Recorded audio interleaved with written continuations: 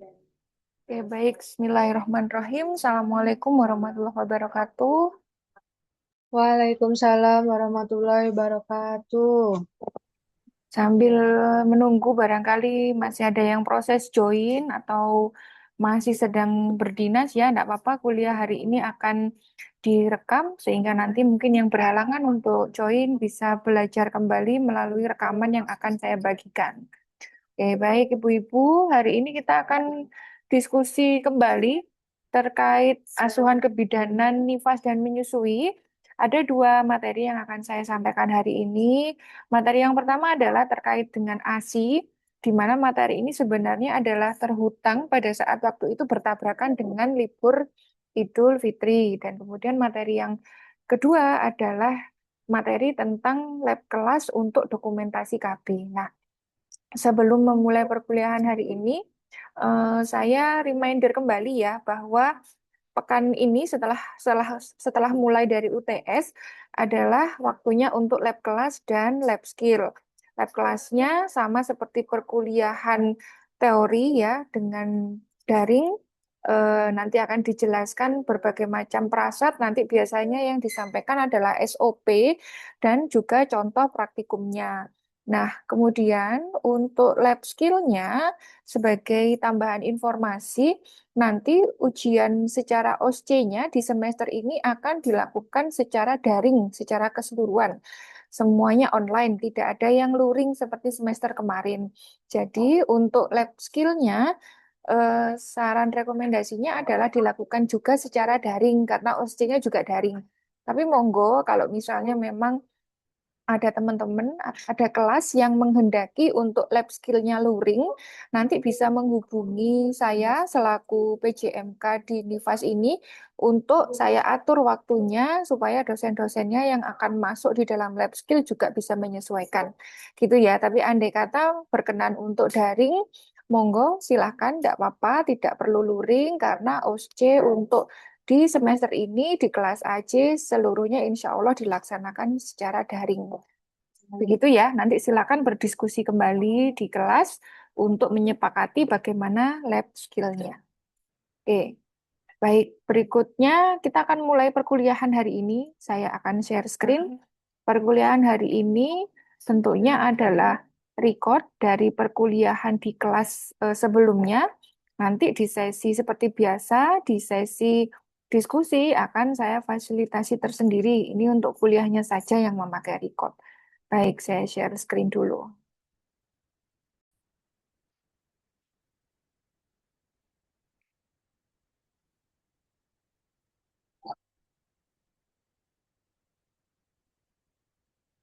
Bentar ya. Tidak bergerak. Oke, videonya ini maksudnya itu masih memang kondisinya masih membereskan. Untuk suaranya tetap terdengar. Sebentar ya, masih loading. Posisi kadang yang bunyi tapi maksudnya mulutnya bergerak kan bunyi. Ya, hari ini kita belajar ya terkait ASI ya,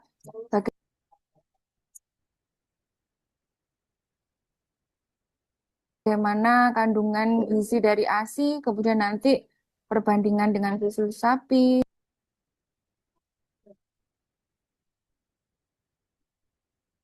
formula, beserta manfaat, kelebihan, indikasi, kontraindikasi dari ASI ya. Materi ini saya ambil dari modul pelatihan konselor laktasi dan manajemen laktasi di tahun 2022. Jadi saya cek dulu Ibu-Ibu, videonya bisa terdengar suaranya? Bisa, Ibu. Bisa, oke saya lanjutkan. Bisa, Bu. Insya Allah ini ada kebaruan, beberapa kebaruan di sini. Nanti saya akan memberikan juga modul ini pada ibu-ibu ya. Oke, baik. Di sini ada grafik ya yang membandingkan bagaimana zat gizi yang terdapat di dalam ASI dan juga susu sapi dan susu formula. Bisa kita lihat di sini ya untuk variasi lemak, protein dan juga laktosanya. Di ASI, kandungan lemak itu sifatnya bisa bervariasi. Tentu saja bergantung dari apa yang dikonsumsi oleh si ibu. Kalau di susu sapi ataupun formula relatif lebih konstan. Karena memang kita ketahui sendiri ya, kalau di susu formula kan sudah disetting sehingga memang lemaknya akan prosentasenya konstan. Kemudian bagaimana dengan kandungan protein dan laktosanya? Ternyata yang memiliki protein lebih tinggi memang di susu sapi, tetapi kalau kita lihat kebutuhan bayi, justru protein yang berlebih ini salah satunya nanti akan meningkatkan resiko alergi ya, karena kandungan protein sebenarnya yang dibutuhkan oleh bayi tidak sebanyak yang disediakan pada susu sapi ya. Kemudian berikutnya kadar yang tinggi adalah pada laktosa. Laktosa ini merupakan salah satu bentuk karbo ya, karbohidrat dalam bentuk pecahannya glukosa begitu, di mana ASI memiliki yang paling tinggi. Sehingga kalau dibandingkan jumlah kalorinya, ASI memiliki jumlah kalori yang lebih besar dibandingkan susu sapi dan formula. Sehingga dari sini, dari dasar ini kita tahu bersama bahwa memang ASI merupakan rekomendasi nutrisi yang pertama, utama, dan terbaik diberikan kepada bayi. Ya, nih. Tadi sudah ya terkait dengan bagaimana perbedaan kandungan proteinnya ya, sama-sama mengandung protein tetapi jenis proteinnya berbeda yang disediakan di ASI dan juga di susu sapi, di mana protein yang ada di ASI ini sifatnya lebih mudah dicerna dibandingkan dengan protein yang terdapat pada susu sapi, sehingga akan lebih banyak kejadian diare, kembung, alergi ya, intoleransi pada susu yang selain ASI. Kalau yang di ASI ini karena memang sifatnya lebih mudah dicerna, dia akan lebih mudah diterima untuk tubuh bayi.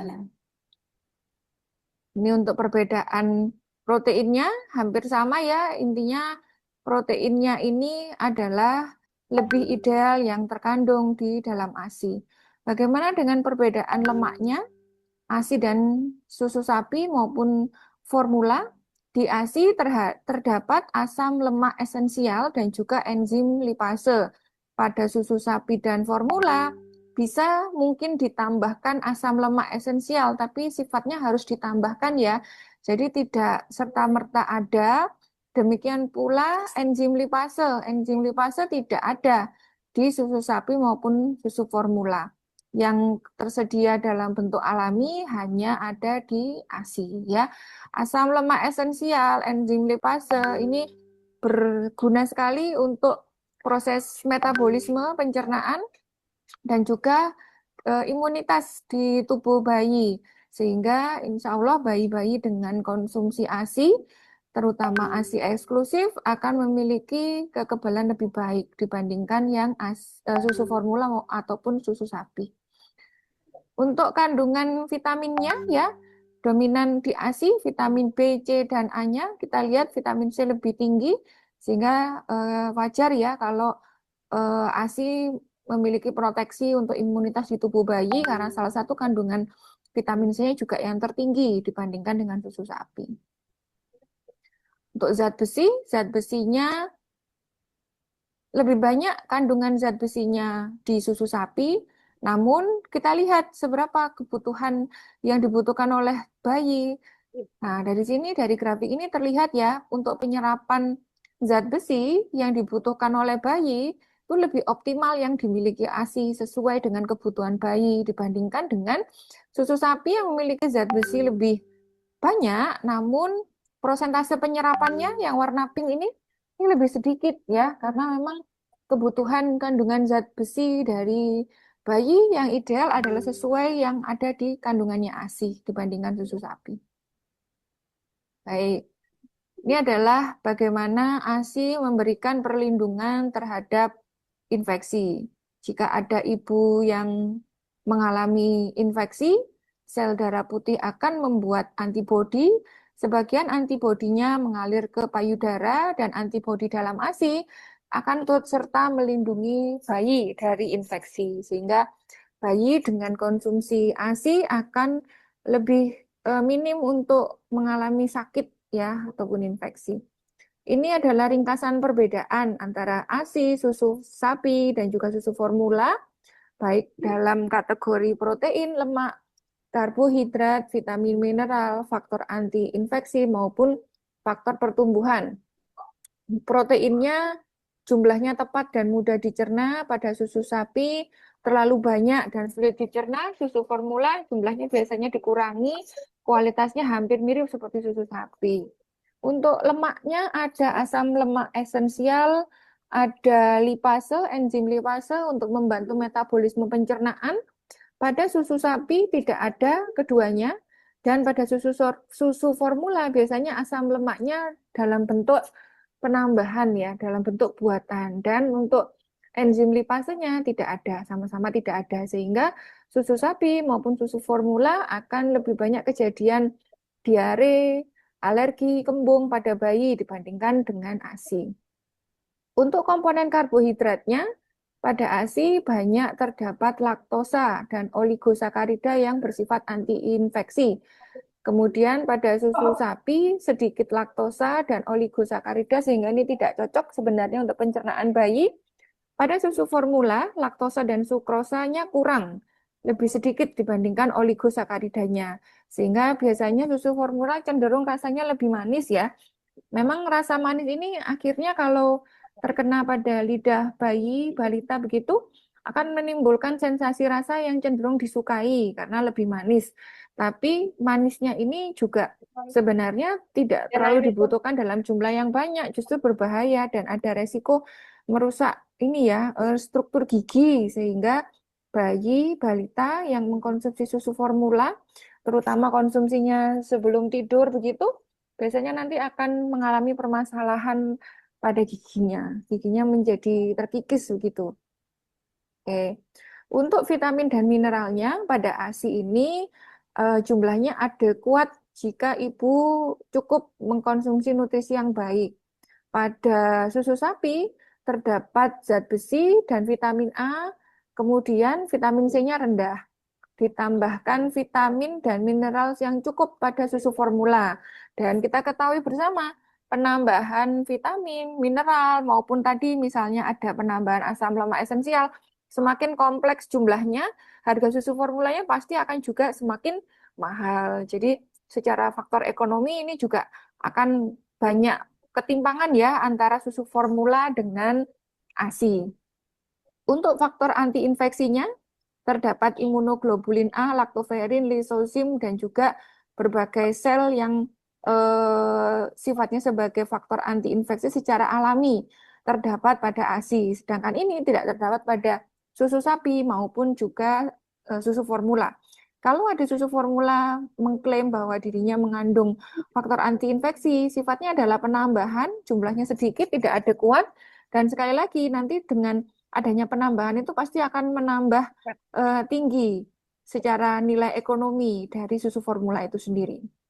Faktor pertumbuhan yang memiliki hanya di ASI saja, tidak ada di susu sapi maupun susu formula. Oke, baik. Baik, nah ini sekarang kita membandingkan ya bagaimana komposisi ASI ketika dia masih berbentuk kolostrum dibandingkan dengan ASI ketika sudah matang.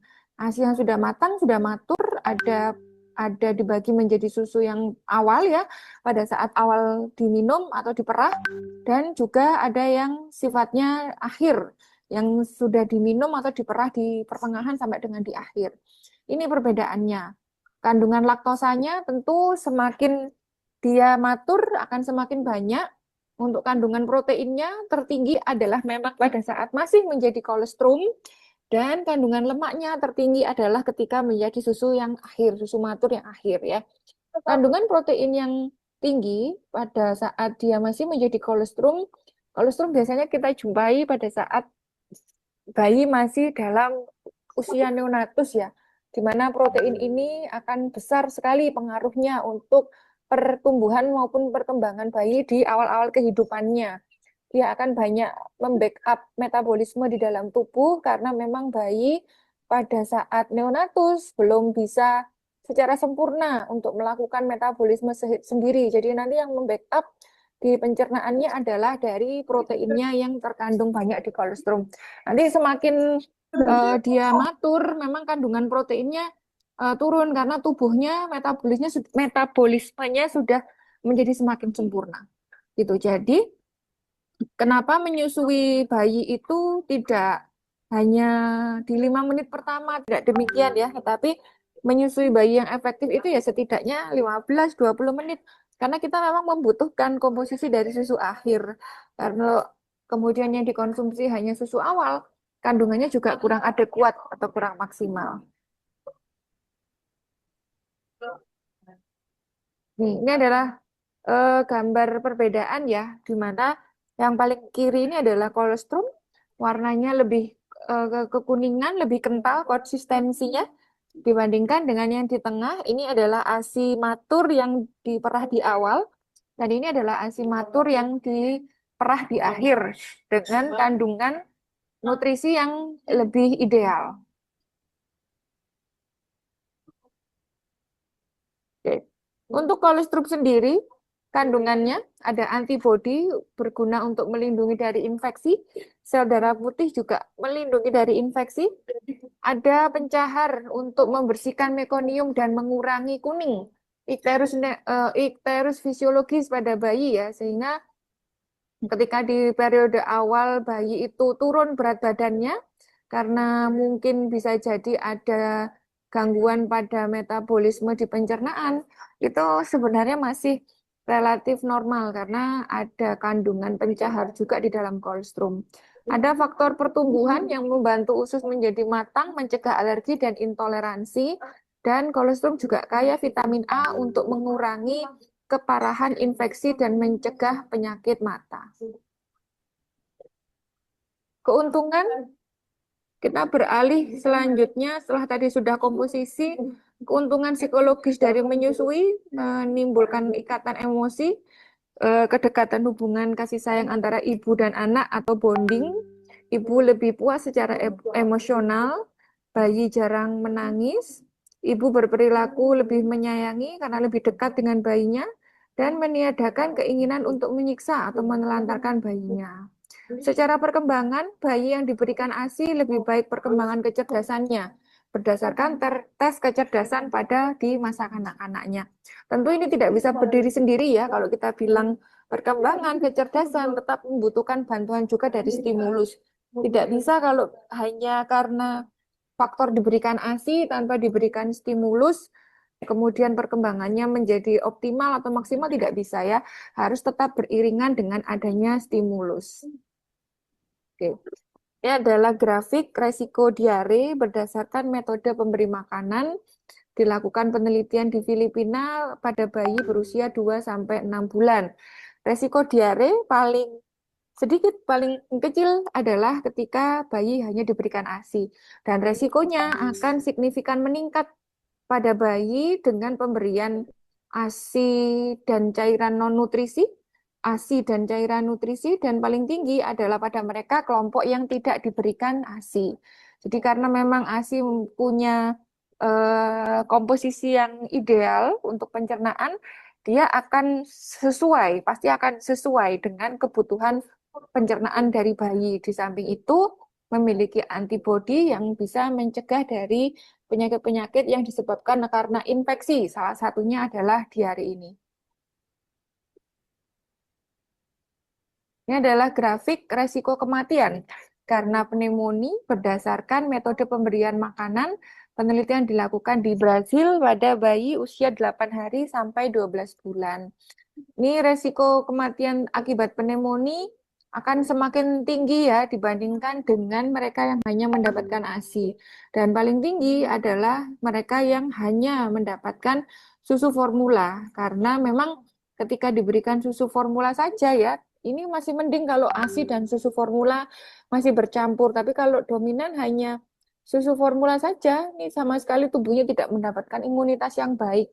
Sehingga resiko kematian karena pneumonia akan jauh lebih tinggi. Bagaimana kandungan ASI ketika dia sudah ada di tahun kedua? Karena memang ASI paling optimal kandungannya adalah di tahun pertama. Nanti memang seiring dengan bertambahnya usia bayi, nanti kandungan ASI ini memang sifatnya menyesuaikan ya dengan kebutuhan bayi sehingga start di usia 6 bulan butuh ada pemberian makanan pendamping ASI karena nutrisi yang terkandung di dalamnya sudah tidak cukup kalau untuk aktivitas pertumbuhan dan perkembangan bayi. Nah, terutama ketika dia ada di tahun kedua, ya, ini kita lihat dari 0 sampai 2 bulan, ini 12 sampai 23 bulan ya, di 2 tahun, ASI eksklusif kan batasnya 2 tahun ya. Ini gap energinya semakin bertambah, tahun akan semakin tinggi. Sehingga pada dasarnya memang tidak cukup hanya dipenuhi dari ASI. Start dari 6 bulan sudah membutuhkan makanan tambahan. Nanti setelah di 2 tahun, kandungan nutrisi dari ASI sudah sangat sedikit sekali. Jadi memang sudah harus ideal mengkonsumsi makanan seperti menu lengkap, menu keluarga yang lengkap.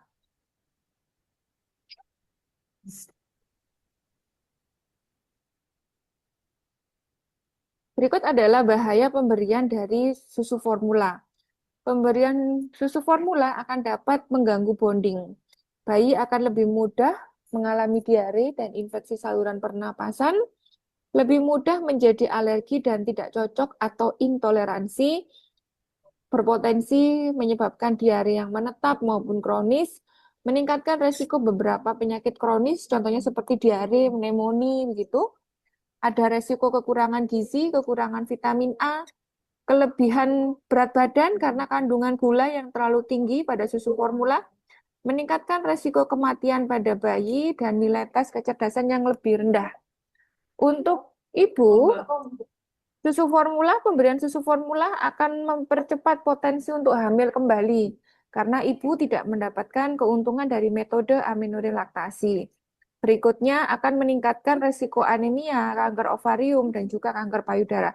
Ini tentu secara patofisiologi masih perlu dipelajari lebih detail ya, bagaimana ketika ibu tidak menyusui ASINya, tidak menyusukan ASINya, dapat meningkatkan resiko kanker ovarium maupun kanker payudara. Nanti bisa dicari jurnal-jurnal terkait ya yang sudah pernah membuktikan korelasi antara tidak memberikan ASI dengan meningkatnya kejadian kanker ovarium dan juga kanker payudara. Ini pasti ada hubungannya dengan mekanisme kerja hormon. Itu karena ketika menyusui, hormon yang dimiliki ibu itu kerjanya akan berimbang dibandingkan dengan yang tidak menyusui, akan ada ketidakseimbangan hormon yang dimana kalau tubuhnya sensitif akan bisa menimbulkan memicu keganasan, ini menjadi kanker ovarium dan juga kanker payudara.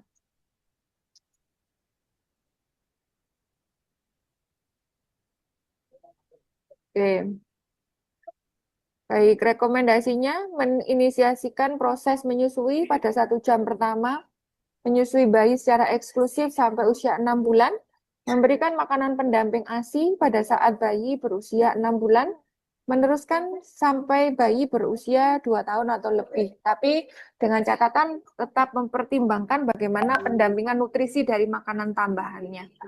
Itu karena mulai dari 6 bulan sudah tidak cukup hanya dengan dari ASI saja. Oke. Baik, ini materi untuk ASI ya. Saya lanjutkan dulu untuk topik berikutnya ya. Nanti kalau ada pertanyaan bisa di akhir ya, di bagian akhir ya. Sebentar, saya Itu baik.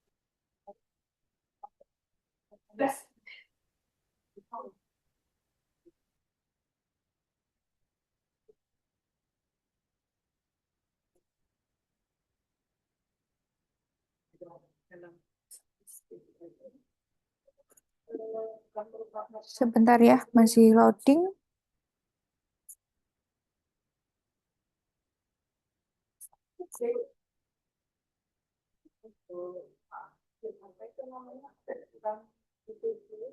Tes aman holistik kepada ibu dalam periode pasca persalinan selama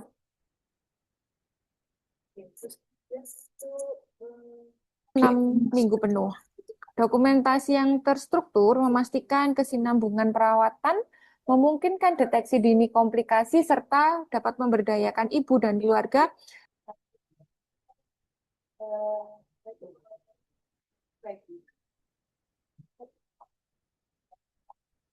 dalam mengambil keputusan kesehatan yang tepat. Periode nifas di 6 minggu pertama pasca persalinan adalah masa paling krusial bagi pemulihan fisik dan psikologis ibu. Sehingga bagaimana nanti kita dapat mengkaji berbagai data pada ibu melalui data subjektif maupun data objektif, ini akan sangat menentukan bagaimana nanti tegaknya asesmen atau diagnosa.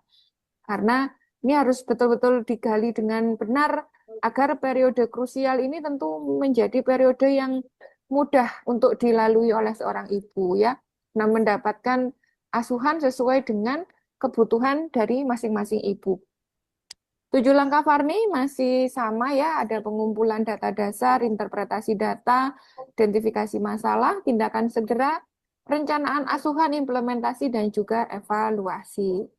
Oke, untuk pengumpulan data dasar yang dilakukan adalah mengumpulkan data subjektif maupun data objektif. Data subjektif berdasarkan dari keluhan ibu, riwayat persalinan, data objektif melalui pemeriksaan fisik lengkap, TTV, maupun juga hasil penunjang ya dari laboratorium, USG, dan seterusnya.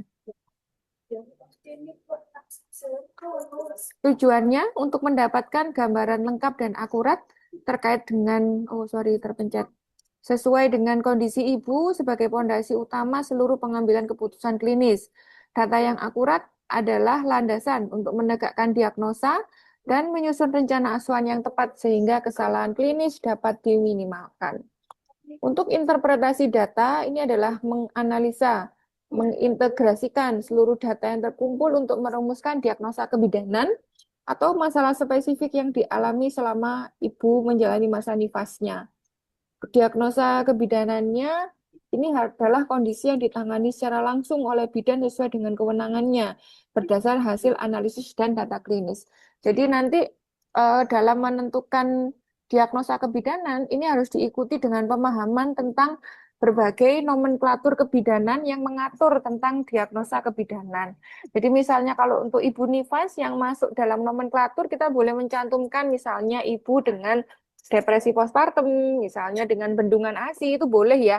Tapi kalau misalnya keluhannya ibu adalah merasa kelelahan, mengantuk, sangat sangat lelah setelah persalinan, nah itu tidak ada ya di nomenklatur ibu dengan kelelahan postpartum. Nah, itu tidak ada. Jadi yang untuk menentukan diagnosa kebidanan yang perlu dipahami adalah apa saja yang terdapat di dalam nomenklatur kebidanan yang kemudian nanti bisa kita tuliskan dalam diagnosa kebidanan. Oke. Selain diagnosa kebidanan, kita juga bisa menentukan masalah spesifik ya. Baik itu masalah yang memang dialami atau barangkali masalahnya masih bersifat masalah potensial.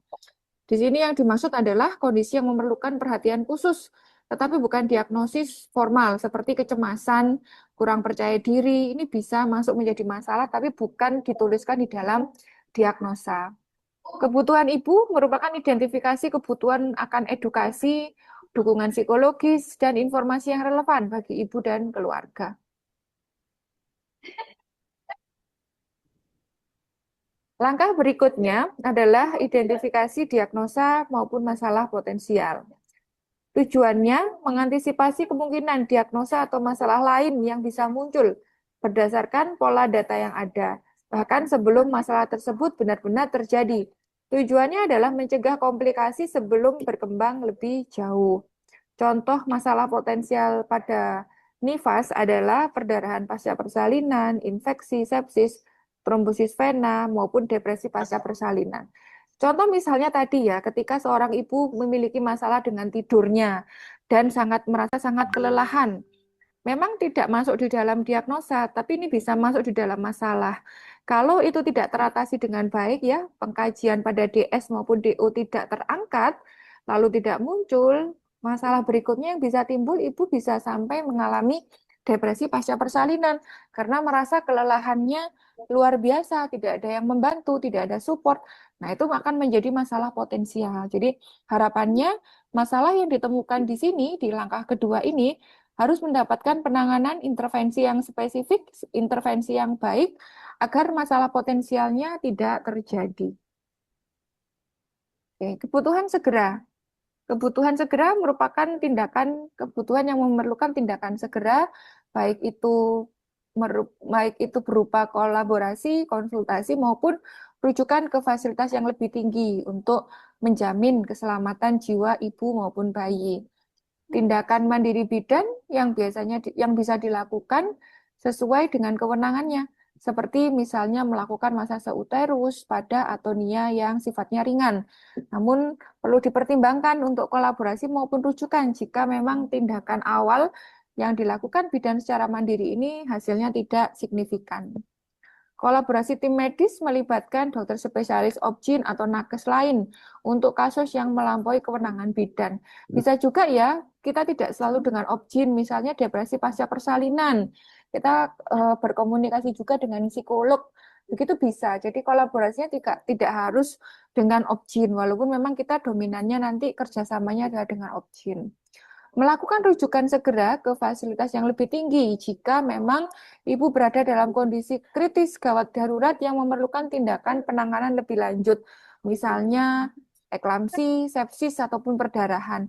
Tapi ingat ya, dalam merujuk ini harus sambil melakukan stabilisasi pada ibu, tidak hanya memindah permasalahan yang ada di FKTP ke FKTL.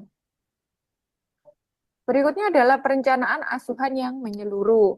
Komponen dari perencanaan adalah memuat intervensi klinis dan prosedur kebidanan, edukasi kesehatan untuk ibu dan keluarga, konseling laktasi dan perawatan bayi, konseling KB pasca persalinan, dan juga rencana rujukan jika diperlukan.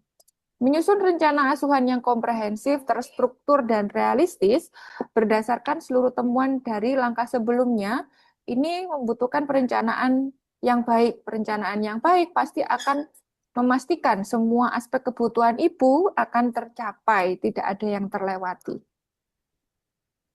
Langkah keenam, melakukan implementasi ya, melaksanakan seluruh rencana asuhan secara efisien, aman, dan berorientasi pada ibu. Asuhan sayang ibu, begitu. Implementasi melibatkan sinergi antara bidan, ibu, keluarga, dan bisa juga tim kesehatan yang lainnya.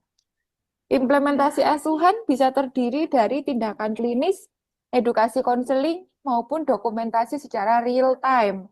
Tindakan klinis meliputi pemeriksaan fisik, pemantauan TTV, perawatan luka perineum, dan lain sebagainya sesuai dengan kebutuhan dan kondisi dari ibu. Edukasi dan konseling, bidan bisa memberikan informasi yang jelas tentang perawatan diri, tanda bahaya, teknik menyusui, nutrisi pada ibu nifas, kepada ibu dan pendampingnya.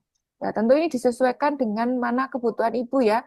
Kalau misalnya dia memang sudah P2, sudah punya pengalaman pertama dan misalnya mencapai ASI-nya eksklusif, tentu kita tidak perlu edukasi dari nol, tapi sifatnya adalah memotivasi supaya ASI eksklusifnya kembali berhasil. Nah, ini pada intinya nanti disesuaikan dengan masing-masing kebutuhan dari ibu.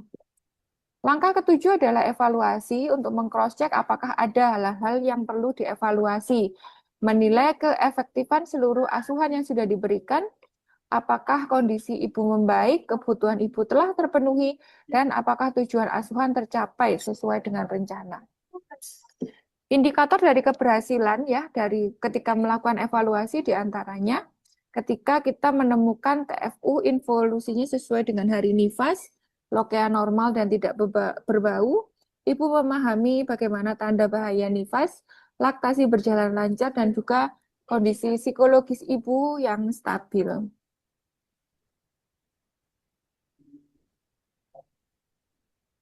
Sekarang kita beralih pada fokus kunjungan ya. Bagaimana ketika kita bertemu KF1 sampai dengan KF4, eh, kita akan terus-terusan melakukan pemeriksaan, namun akan ada pembeda apa fokus utamanya, mulai dari KF1 sampai dengan KF4. Untuk KF1, fokus utamanya adalah deteksi dini perdarahan pasca persalinan, pemantauan kontraksi uterus, dan penilaian kondisi umum ibu dalam 24 jam pertama yang dianggap paling kritis. Prioritasnya adalah pada TFU, kontraksi uterus, pengeluaran lokea, tanda vital, dan juga bagaimana kondisi kandung kemihnya. Jadi betul-betul untuk memastikan bahwa ibu telah melewati masa-masa perdarahan pasca persalinan. Untuk KF2 fokusnya bergeser pada pemantauan proses involusi uterus, tanda-tanda infeksi, dan juga keberhasilan laktasi dalam minggu pertama pemulihan. Untuk TFU sudah turun sekitar pertengahan antara pusat dan simfisis, kontraksi uterus tetap dipantau untuk mencegah terjadinya subinvolusi. Perineum dan luka jahitan dilakukan inspeksi luka jahitan, diamati apakah kering dan apakah terdapat tanda-tanda infeksi yaitu rida, redness, edema, ekimosis, discharge, dan approximation atau perlekatan. Untuk laktasi dan payudara, kita akan melakukan evaluasi produksi ASI, teknik menyusui yang benar, bagaimana kondisi puting, dan ada tidaknya tanda mastitis seperti pembengkakan atau nyeri. Ini diidentifikasi biasanya pada KF2 karena produksi ASI sudah mulai bertambah lebih banyak. Untuk KF3, fokusnya adalah evaluasi menyeluruh. Ini adalah kunjungan paling komprehensif yang menilai pemulihan total ibu secara fisik, psikologis, dan sosial sebelum dinyatakan selesai dari masa nifas. Di periode ini, KF3 ini juga merupakan periode yang kebanyakan kadang ketika ibu sudah merasa nyaman sebagai peran barunya, dia kadang tidak kembali ya. KF3 ini sudah pintu gerbang ibunya start mulai tidak untuk datang kontrol karena memang pada dasarnya di KF3 ini banyak ibu yang kemudian sudah mulai merasa pulih total. Oke, KF4 ini sebenarnya sifatnya merupakan kunjungan tambahan sesuai kebutuhan, namun di dalam Kemenkes masih diamanatkan ini menjadi kunjungan wajib. KF4 biasanya bukan kunjungan yang terjadwal, tapi kalau kita memenuhi standar dari Kemenkes dan BPJS, tentu ini adalah terjadwal ya, dari harinya akan ada ditentukan kapan periode KF4-nya. Ya, biasanya akan dijadwalkan sesuai dengan diatasi sesuai dengan keluhan dan masalah spesifik yang muncul di luar dari jadwal rutin. Biasanya contohnya yang muncul adalah masalah payudara dan laktasi, masalah psikologis ya, depresi, postpartum blues, dan juga masalah fisik lainnya, misalnya infeksi luka operasi SC, nyeri perineum yang persisten, masalah eliminasi, atau komplikasi lain yang tidak terduga sesuai dengan keluhan itu. Baik. Ini rangkuman perbedaan fokus pemeriksaan KF1 sampai dengan KF4 ya, yang disajikan dalam bentuk tabel. Pada intinya sama seperti yang saya jelaskan barusan. Oke, ini punyanya adik-adik reguler ya. Ini ada sedikit tinjauan kasus yang kemudian bagaimana cara mengimplementasikan asuhannya pada Nyonya A. Saya rasa ibu-ibu tidak ada kesulitan ya kalau untuk dokumentasi. Kita sekarang ke formatnya ya. Bagaimana format dokumentasi? Untuk format dokumentasi ini untuk di tingkat sarjana tidak ada penugasan ya. Kalau untuk adik-adiknya reguler itu biasanya ada semacam presentasi studi kasus, tapi yang di ahli jenis tidak ada. Namun ini bisa menjadi bantuan ya, bisa menjadi gambaran untuk nanti ketika ibu-ibu menempuh di tahap profesi, kemudian membuat dokumentasi kepada saat stase nifas. Nah, ini bisa menjadi pengingat kembali apa yang sudah pernah diajarkan di tingkat sarjana. Oke, ini formatnya ya. Asuhan kebidanan pada masa nifas dituliskan diagnosanya.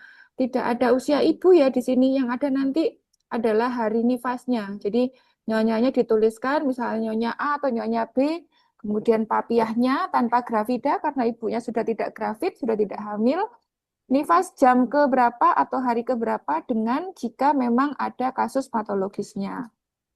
Oke, untuk pengkajian ada identitas rekam medis, ya, tanggal pengkajian, jam pengkajian maupun tempat pengkajian. Kemudian data subjektif, identitas dari ibu, identitas dari suami, pengkajian riwayat perkawinan, menikah keberapa, lama menikah, dan juga usia pertama kali menikahnya. Ini untuk mengidentifikasi ya, salah satunya apakah ini tadinya bayi mahal, misalnya ya pernikahan yang sudah sekian lama, sehingga masa nifasnya pasti juga membutuhkan perhatian lebih, karena secara psikologis akan beda kondisi psikologis ibu yang mendapatkan bayi mahal dengan yang tidak. Alasan kunjungan atau bisa juga keluhan utama ini tergantung ya. Kalau situasinya Ibu KF1 masih di TPMP, masih di klinik, masih di puskesmas, tentu tidak ada alasan kunjungan. Alasan kunjungan digunakan ketika Ibu startnya adalah dari rumah, kemudian datang untuk periksa, gitu ya. Tapi kalau biasanya KF1, alasan kunjungan ini bisa kita skip langsung pada keluhan utama. Kemudian riwayat kebiasaan dari haidnya ya, bagaimana siklusnya, warna bau lamanya, bagaimana kondisi dismenorrhea. Kemudian berikutnya adalah terkait riwayat obstetri, ya, mulai dari kehamilan, persalinan, anaknya, bagaimana kondisinya, dan nifas di periode yang lalu. Ini salah satunya juga untuk mengidentifikasi bagaimana situasi ibu secara obstetri, apakah terdapat bayi bayi balita dengan jarak yang relatif masih dekat, ada dua balita di dalam satu rumah, sehingga ini tentu nanti secara psikologis kemampuan ibu, bagaimana lelahnya, bagaimana kemampuan untuk membantu pertumbuhan dan perkembangan, ya, ini akan lebih optimal ketika tidak ada dua balita di dalam satu rumah.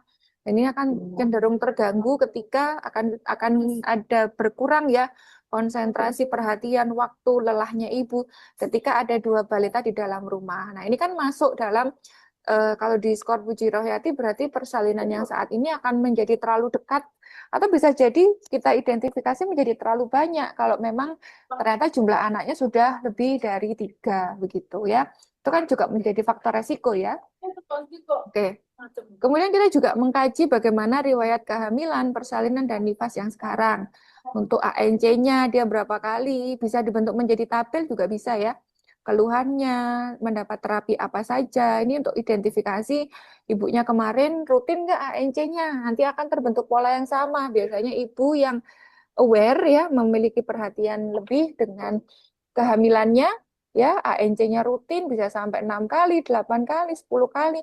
Biasanya dia juga akan perhatiannya bagus di masa nifasnya.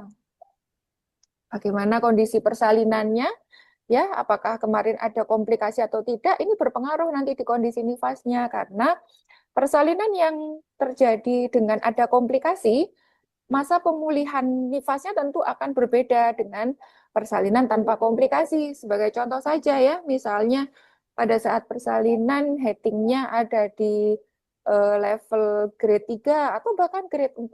Tentu nanti bagaimana perawatan nifasnya untuk penyembuhan di perineum jauh lebih lama dan terapinya ya perlakuannya bagaimana untuk perawatan di perineumnya akan berbeda dengan ibu yang misalnya perineumnya laserasinya hanya di grade 1 misalnya gitu ya.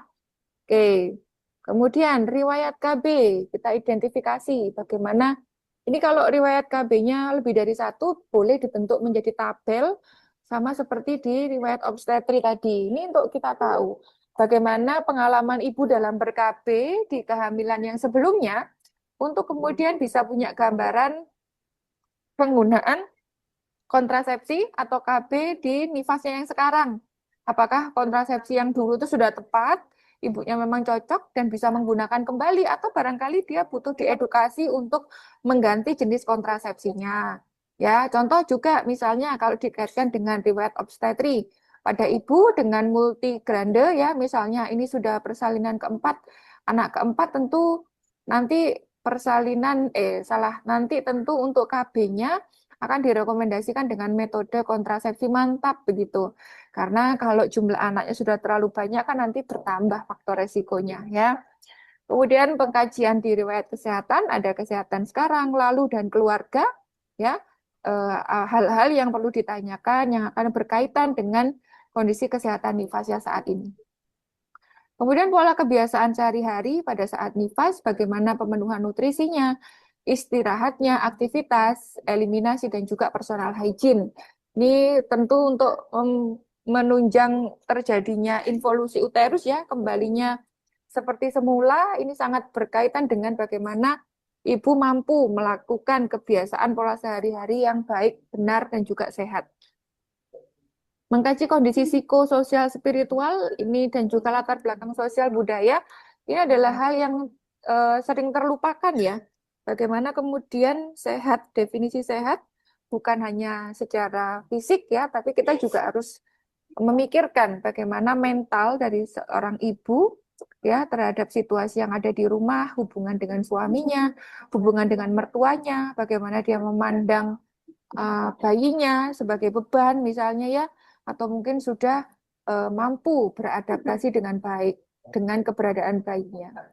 Berikutnya pengkajian pada data objektif, ada pemeriksaan umum, meninjau keadaan umum ibu, TTV-nya, berat badan, tinggi badan, pemeriksaan fisik head to toe ya. Ini sama ya, mirip seperti yang di kehamilan, kemudian nanti misal pemeriksaan fisik yang ada di remaja, hanya fokusnya tentu berbeda, misalnya pada dada, tentu kita akan ada penambahan pemeriksaan terkait dengan kondisi payudara yang berkaitan dengan laktasinya. Kemudian di perut ini biasanya akan ada tambahan pemeriksaan diastasis rekti. Bagaimana otot yang ada di perut ibu ini jaraknya berlebih atau tidak. Terus kemudian nanti di ekstremitas ada tanda Homan. Kalau di genitalia tentu pemeriksaan yang dilakukan sesuai dengan bagaimana kondisi perineumnya, adakah jahitan atau tidak, ya, berserta dengan situasinya, infeksi mengarah pada infeksi atau tidak, yang nanti berkaitan dengan intervensi yang diberikan, apakah perawatannya pada perineum normal atau perineum yang mengalami infeksi barangkali gitu ya. Oke, kemudian palpasi ya, pemeriksaannya yang dilakukan mulai dari ada di leher, abdomen, kemudian pada abdomen yang diukur TFU, kontraksi, diastesis tadi ya, kandung kemih dan juga pada ekstremitas cek tromboflebitis melalui tanda Homan. Tuh, boleh juga nanti palpasi ini di ekstremitas ngecek apakah ada udem atau tidak. Tuh, auskultasi pada dada dan juga ada pemeriksaan refleks patella. Ini untuk asesmennya sama seperti judul yang disampaikan di atas tadi. Nyonya, nama nyonyanya, kemudian papiahnya, nifas jam atau hari ke berapa dengan jika memang ini ditemukan kondisi patologis. Kemudian melakukan planning sesuai dengan temuan masalah ya. Ini kalau metodenya swab, silakan nanti bisa dilanjutkan menjadi 7 langkah kalau memang pas bikinnya adalah metodenya kompre. Kalau swab kita berhentinya sampai di planning. Gitu. Kira-kira itu formatnya untuk dokumentasi. Dua materi sudah. Ya, baik. Itu tadi sudah dua materi. Barangkali dari sini ada yang mau didiskusikan. Saya persilakan. Ibu izin bertanya, Bu Dini. Iya, silakan. Ya, terima kasih. Ini masalah susu formula, Ibu. Ada kasus nggih, bayi usia 11-12 bulan. Terus riwayatnya memakai sufor itu sejak usia 6 bulan. Terus Oke. masalahnya tiba-tiba si bayi itu katanya tidak mau sama susu formulanya, Ibu.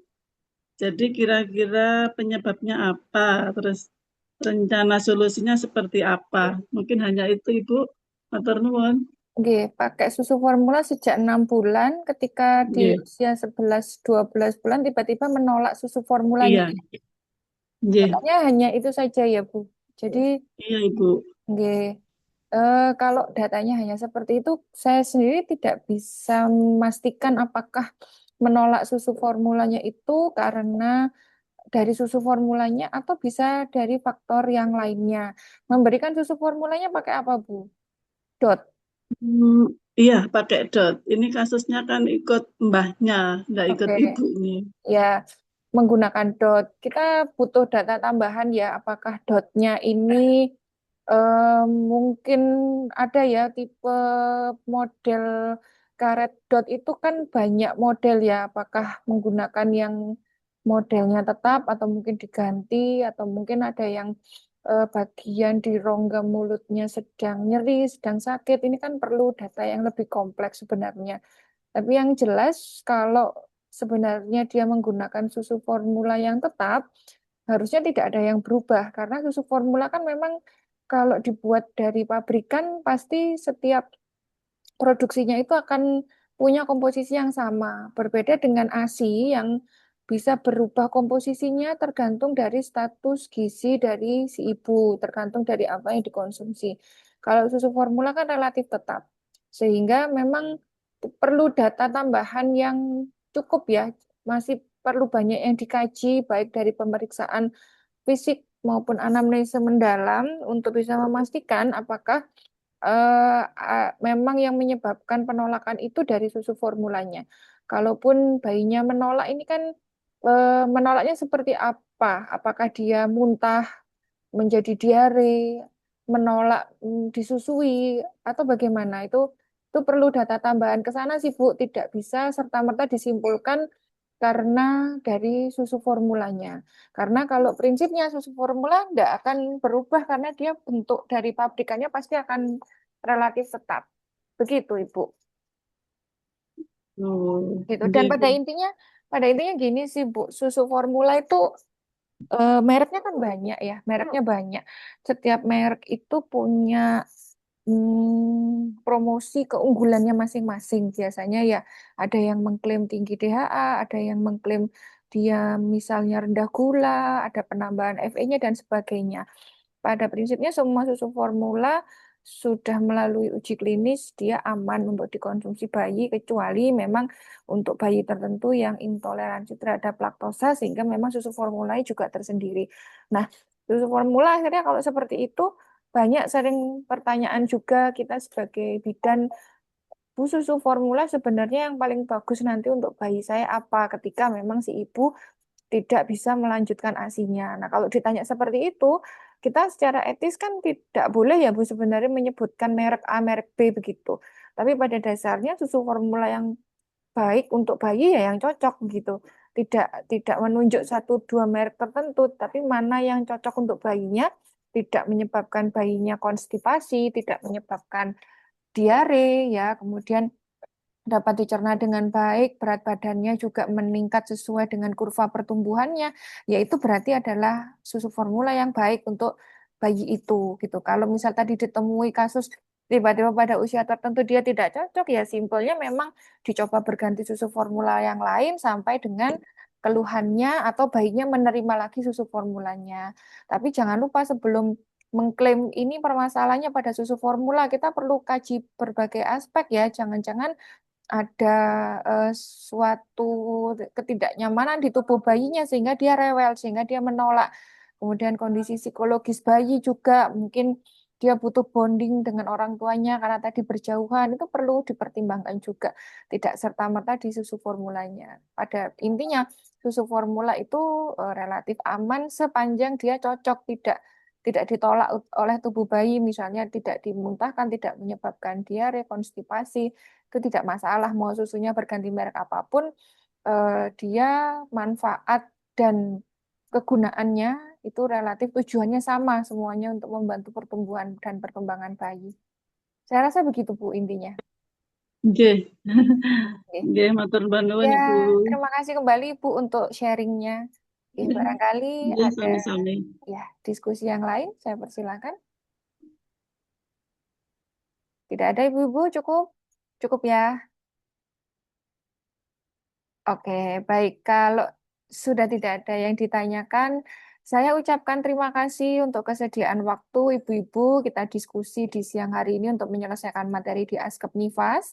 Ya, jangan lupa nanti kalau misalnya ada yang berkenan untuk lab skill-nya luring, salah satu perwakilan nanti menghubungi saya ya selaku PJMK untuk saya atur waktunya dengan dosen yang lain. Tapi andai kata daring aja Bu, karena OSIS-nya juga daring juga monggo. Nanti tetap kami fasilitasi begitu ya. Baik, terima kasih Ibu-Ibu. Saya mohon maaf jika ada kekurangan dalam menyampaikan materi pada pagi hari ini. Semoga menjadi ilmu yang manfaat dan barokah. Saya akhiri kuliah pada pagi hari ini. Terima kasih. Assalamualaikum warahmatullahi wabarakatuh. Waalaikumsalam Waalaikumsalam warahmatullahi warahmatullahi wabarakatuh. wabarakatuh. Terima Terima kasih kasih Bu Bu Dini. Dini. Ya, Terima kasih, sama-sama Bu. Ibu-Ibu. Terima kasih Bu. Nggih.